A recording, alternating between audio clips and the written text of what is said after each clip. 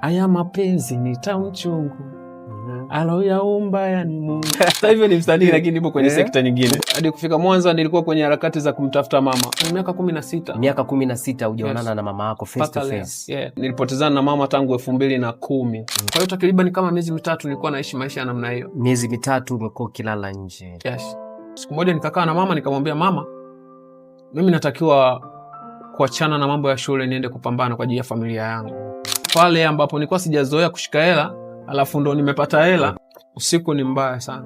Siku 7 huko Central na familia ijui. Kiasi fulani nilikuwa Central kama vile nipo nimetekwa. Kwa kweli mimi sikuwahi kuwa na ndoto za kuwa msanii au mwigizaji. Sasa ilikuwa ni usiku saa 8, kwa hiyo ilibidi waje kunishambulia kwa sababu nimesababisha ajali. Sasa unajua mtu akishakukataa hapo kinachotokea ni nini?